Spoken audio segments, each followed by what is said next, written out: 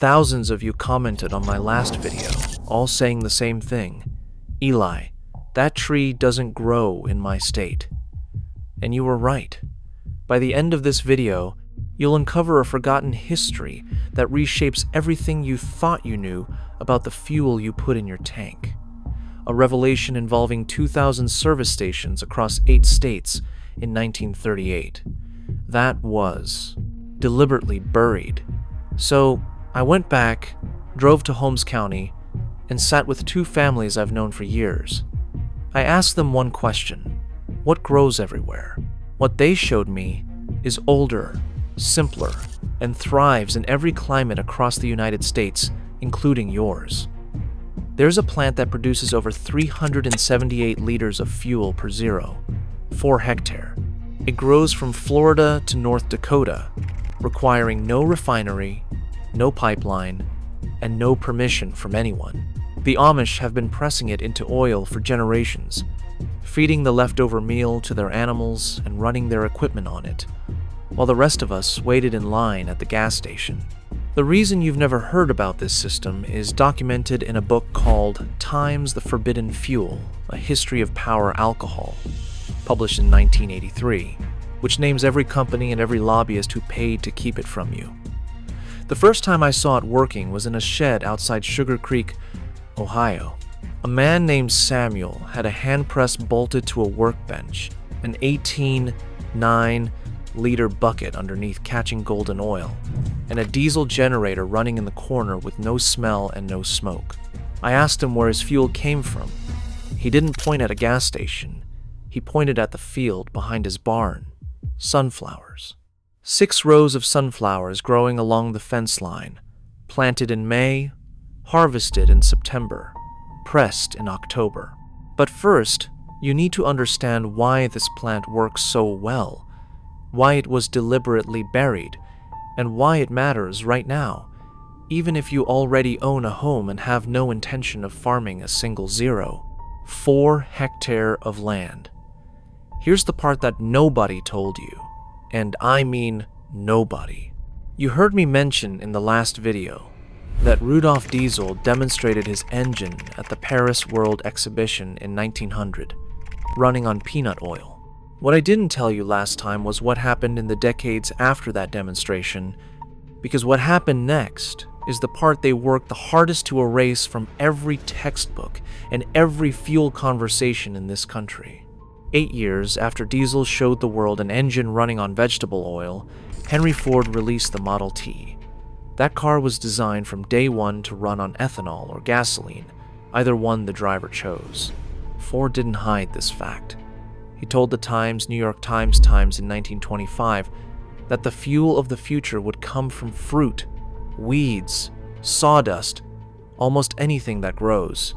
He said it publicly, and he meant every word. He put his own money behind it, and he wasn't the only brilliant mind saying the same thing. Alexander Graham Bell, the man who invented the telephone, wrote in Times National Geographic magazine Times in 1917 that alcohol was a beautiful, clean, and efficient fuel, and that we would never need to fear running out of energy as long as we could produce a crop.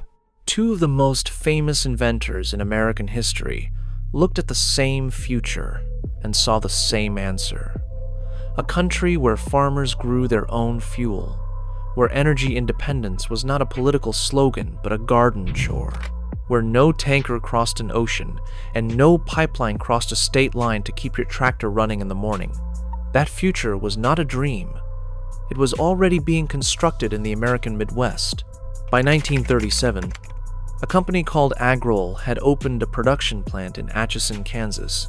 They blended ethanol made from American grain into motor fuel in 2 grades, Agrol 5 and Agrol 10, backed by Henry Ford himself and the Chemical Foundation.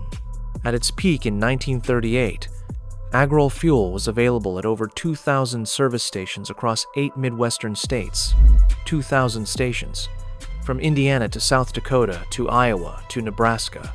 The slogan was, "Try a tankful, you will be thankful." The plant in Atchison was producing 1 million liters of ethanol a year, Farmers were buying it. Everyday drivers were buying it. The fuel worked. The engines ran clean. The economics made sense for the people growing the grain and the people filling their tanks.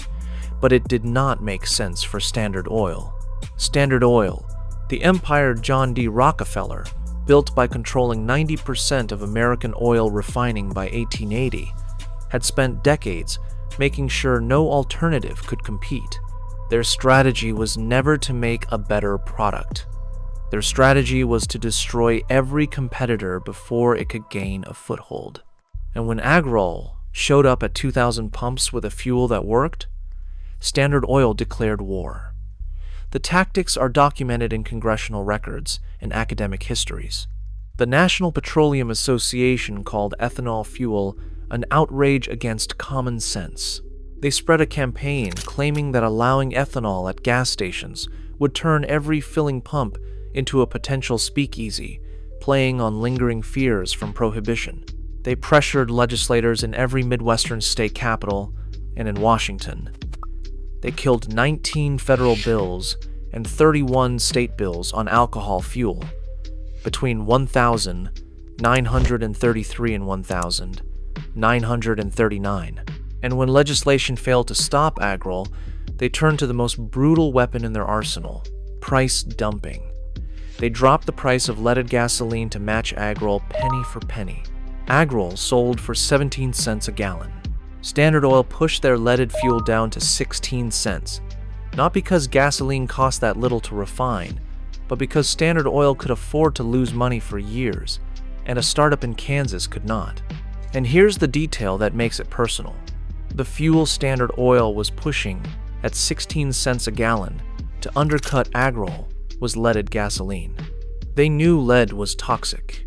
The health risks were documented in the early 1920s. Workers at refineries producing tetraethyl lead were getting sick, losing their minds, and dying. The Surgeon General held hearings on it.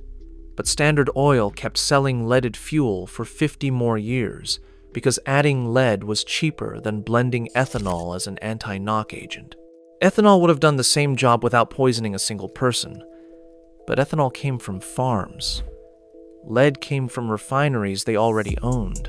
The managers at the Agrol plant went on record accusing the oil industry of sabotage, propaganda, and deliberate economic warfare. By 1939, Agrol closed its doors, not because the fuel failed, not because drivers rejected it, but because it could not survive a price war against the wealthiest corporation the world had ever seen, while that corporation simultaneously lobbied every legislature in the Midwest to block support for ethanol. But here's the part that should stop you cold. 3 years after they helped kill Agrol, the United States entered a rubber crisis during World War II. The military desperately needed synthetic rubber for tires, engine gaskets, raincoats, hoses, everything that kept the war machine running. And where did the government turn?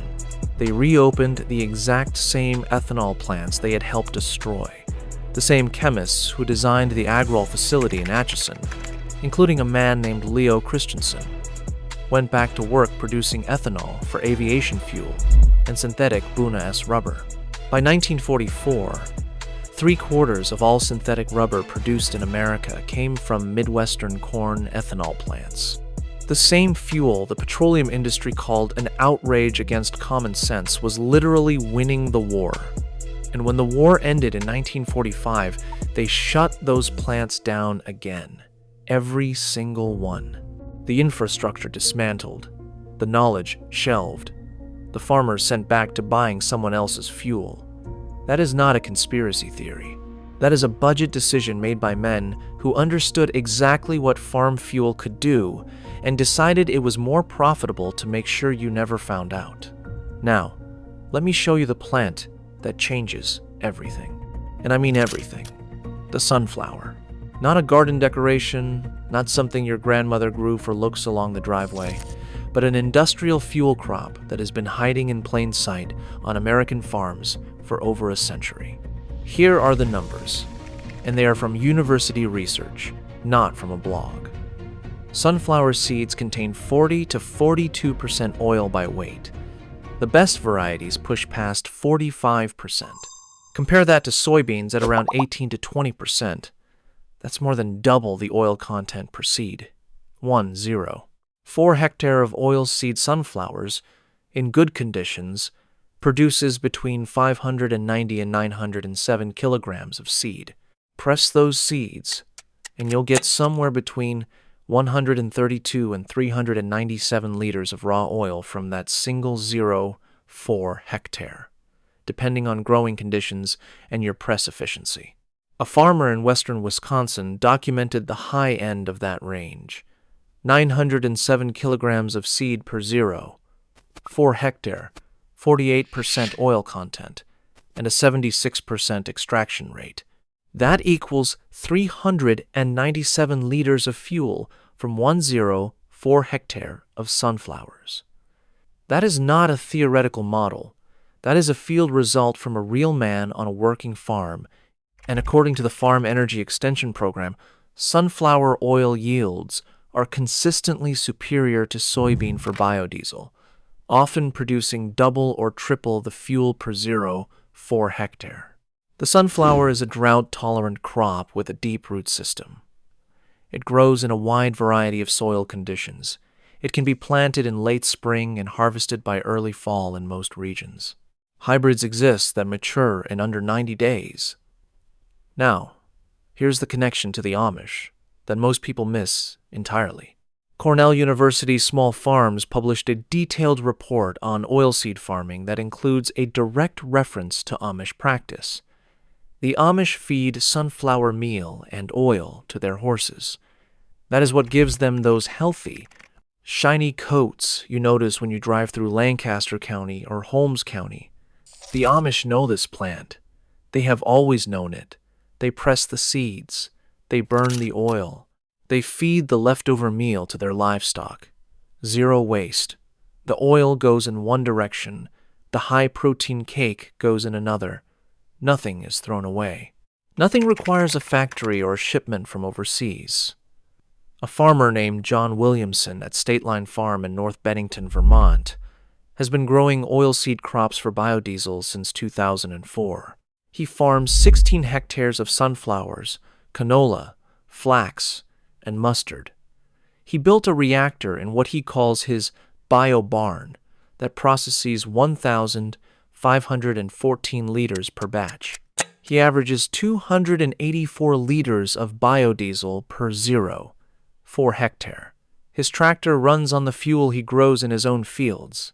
He doesn't buy diesel.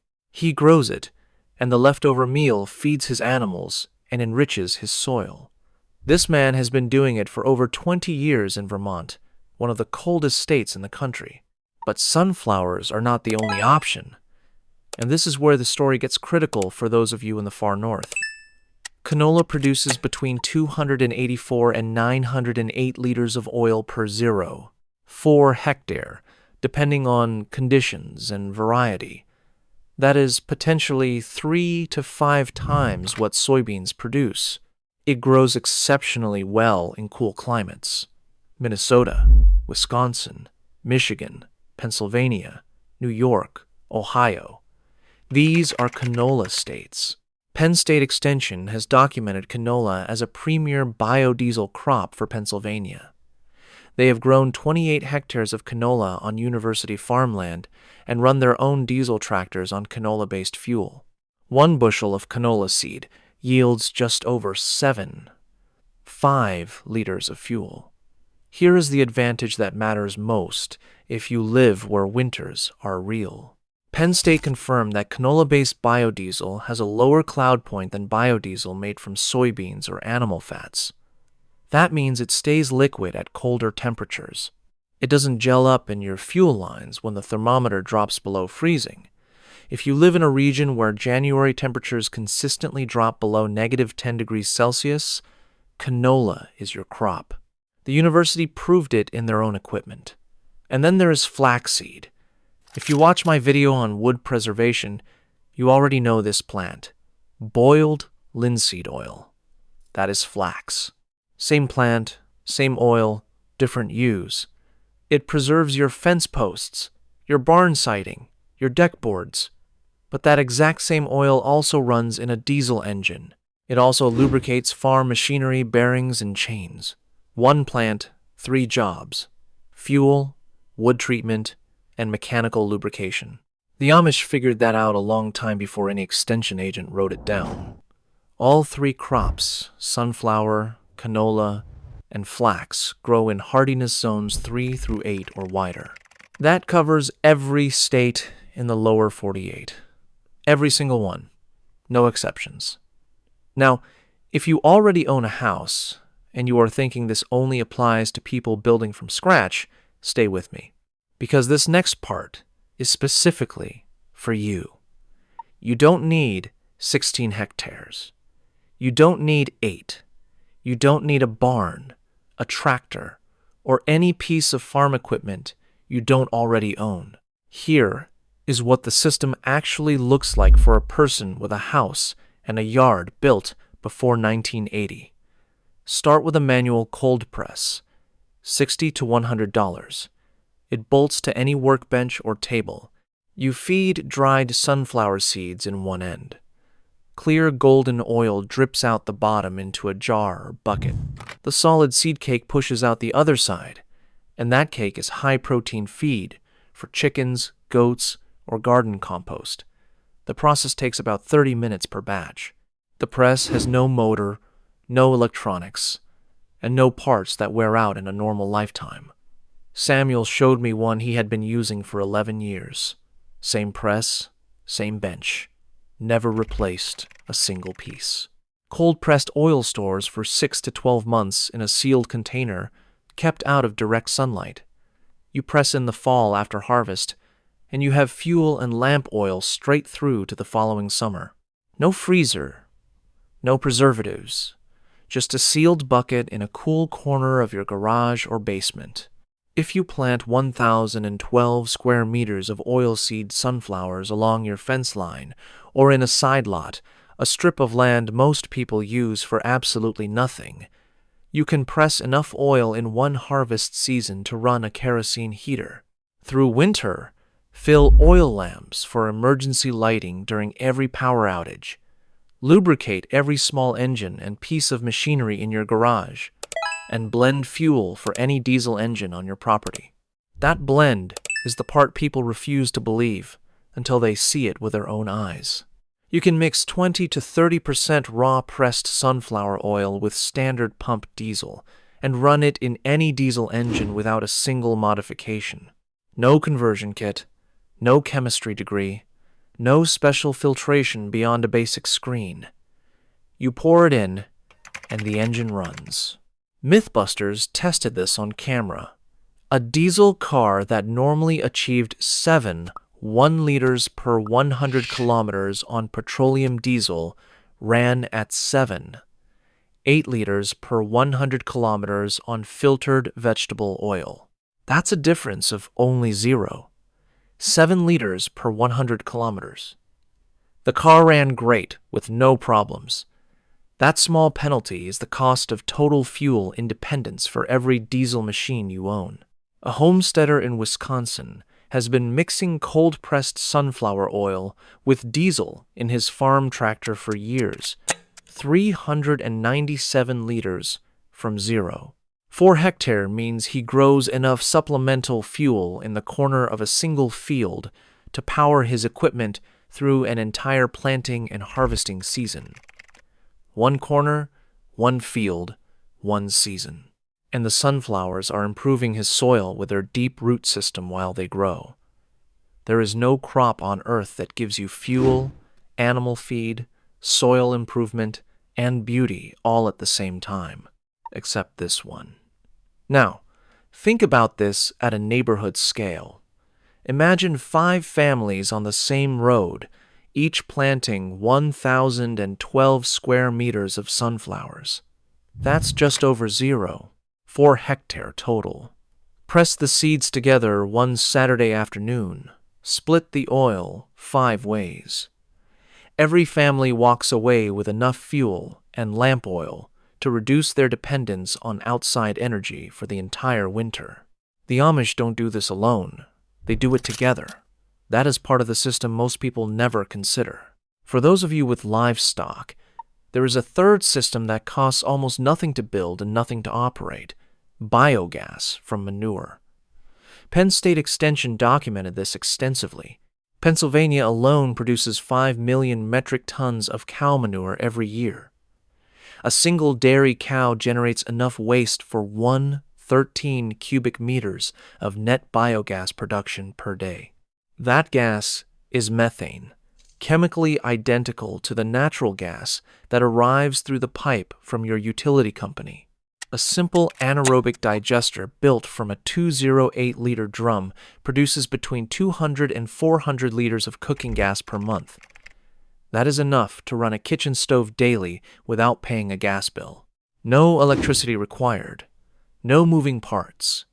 You feed manure and water in, methane comes out. Some Amish communities in Pennsylvania have already adopted small-scale biodigesters that convert organic waste into biogas for heating and cooking. Pennsylvania has 4 of the longest continuously operating farm-scale digesters in the entire country. They have been running for decades because the system works and it never stops working. So, let me put this together for you. Sunflower oil for your diesel engine, your heater, your lamps, and your workshop tools.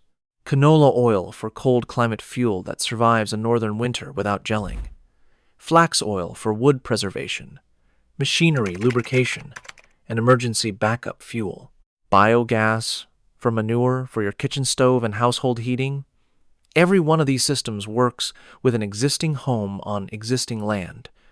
Every one costs less than $100 to begin. Every one has been documented by a land-grant university. And every single one has been standard practice in Amish communities for longer than most of us have been alive. Now, I want to give you the part I promised at the very beginning, the detail that connects Atchison, Kansas, to your fuel bill and to a boardroom in Houston, Texas, and that changes how you look at the entire system. After the Agrol plant was shut down in 1939 and reopened and shut down again in 1945, the federal government tracked energy subsidies for the next 6 decades. The General Accounting Office compiled the numbers. Between 1968 and the year 2000, the United States government gave $150 billion in tax credits and subsidies to the petroleum industry. In that exact same period, the entire farm fuel and ethanol industry received $11 billion, $150 billion versus $11 billion. That is not a free market deciding which fuel is cheaper. That is a $139 billion thumb on the scale, paid with your tax money, designed to make petroleum look like the only affordable option while every alternative starved. When someone tells you that pressing your own fuel is not economical, understand what that sentence actually means. It means the math was rigged before you sat down to calculate it. Petroleum looks cheap because your own money was used to make it look cheap, and they knew what they were protecting far beyond the price at the pump. In July of 1977, a senior Exxon scientist named James Black stood before the company's management committee in their corporate headquarters and delivered a presentation that should have changed the world. He told them, using their own data, that carbon dioxide from burning fossil fuels was warming the planet. He warned that doubling atmospheric carbon dioxide would raise global temperatures by 2 to 3 degrees Celsius. He told those executives that humanity had a window of 5 to 10 years before hard decisions about changing energy strategy would become critical. A year later, he repeated the warning with updated models.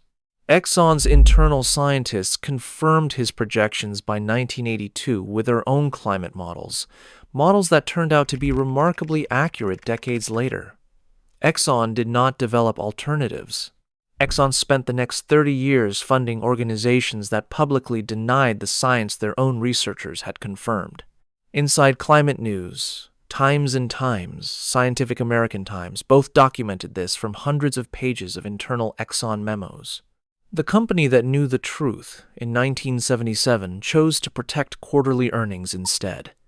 The same pattern repeated like clockwork every time energy independence got close. Standard Oil killed Agrol in the 30s. The government revived ethanol plants when they needed them for war and abandoned them the moment the emergency passed. Then, in the 1970s, the oil crisis hit. Gas lines wrapped around city blocks. Prices tripled.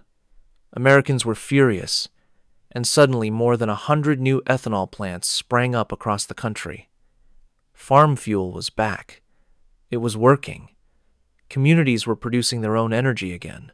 But when petroleum prices dropped artificially in the late 80s and 90s, driven by deliberate overproduction and political maneuvering, most of those plants went bankrupt. The cycle repeated a third time. Build it. Prove it works. Watch it get buried when the price of oil comes back down. An Exxon scientist told the truth in 1977, and the company buried it for 3 decades. Every time farm fuel works, it gets killed, not because it fails, but because it succeeds. And because a farmer pressing sunflower oil in his shed doesn't need a tanker, a pipeline, a refinery, or a quarterly earnings report from anyone, there is a book that documents this entire cycle in meticulous detail.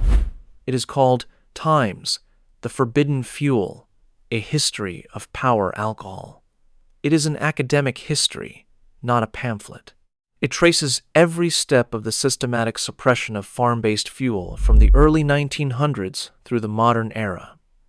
It names the companies. It names the lobby groups. It cites the budget lines. If you want to understand why you have paid for fuel your entire life when the engine in your truck was designed to run on seed oil, that book is the place to start. And consider this. The diesel engine was not named after a fuel. It was named after a man, Rudolf Diesel. He built that engine to run on vegetable oil. That was the original design. That was the intended fuel. But over the last century, the word diesel became synonymous with a petroleum product. They took the inventor's name and attached it to the very substance he was trying to replace. So, every time you pull up to a pump and see the word diesel, you are reading the name of a man whose life's work was making sure you would never need that pump in the first place. The fuel bill was never mandatory. It was designed. It was subsidized with $150 billion of your money over 6 decades. And the system that replaces it has been growing in plain sight the entire time. In Amish fields, in Vermont barns, in university research stations that publish their findings and watch the world ignore them. They did not bury this because it failed. They buried it because it worked. If that stopped you cold, hit the like button right now, because I need to know how many of you made it to this point. Drop your state in the comments below, because in the next video, I am mapping out exact yield numbers by state for sunflower, canola, and flax. How many liters per 4 hectare you can press right where you live, broken down by climate zone, so you know exactly what is possible on your property with your soil. I read every single comment, and I want to know where you are. If you are the kind of person who believes that real knowledge has been quietly pushed aside to protect someone else's profit margin, you already know what to do next. Subscribe, because the next video is going to show you a building material that was federally defunded in 1937, the same year Agrol opened its doors in Kansas. And when you find out what that material is, and who killed it, and why, this video is going to feel like the warm-up.